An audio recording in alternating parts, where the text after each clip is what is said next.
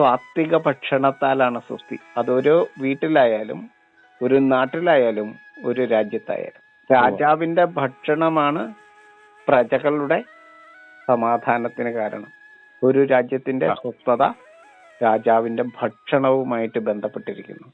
നമ്മുടെ ആശയങ്ങളെ സൃഷ്ടിച്ചുകൊണ്ടിരിക്കുന്നു.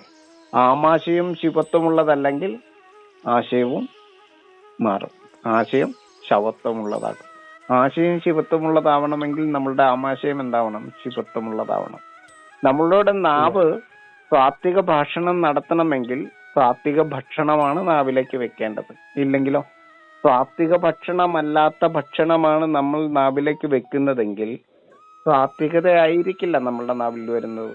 എന്താണോ അങ്ങോട്ടിടുന്നത് അതാണ് ഇങ്ങോട്ട് കിട്ടുന്നത്. എന്താണോ നമ്മളിലേക്ക് നമ്മൾ സംസ്കരിക്കുന്നത് അതാണ് നമ്മുടെ സംസ്കാരത്തെ ജനിപ്പിക്കുന്നത്. എന്താണോ നമ്മൾ ഭക്ഷിക്കുന്നത് അതാണ് നമ്മുടെ ഭാഷണത്തെ സൃഷ്ടിക്കുന്നത്. എന്താണോ നമ്മളിലേക്ക് നമ്മൾ സംസ്കരിക്കുന്നത് അത് നമ്മുടെ സംസാരത്തിന് കാരണമാകും.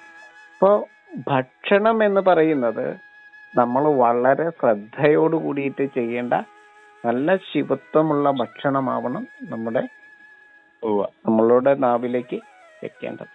ആ നാവ് തന്നെ നമ്മൾ കഴിക്കുന്നതിന്റെ സ്വഭാവം പ്രകടിപ്പിക്കും. ഇതാണ് നമ്മൾ ഏറ്റവും പ്രധാനമായിട്ട് അറിഞ്ഞിരിക്കേണ്ടത്. നമ്മളുടെ ആരുടെയും ഭക്ഷണ സ്വാതന്ത്ര്യത്തിൽ കയറി വിലങ്ങുതടിയാവുന്നതല്ല, ഒരു ഭക്ഷണത്തെയും അവഹേളിക്കുന്നതല്ല.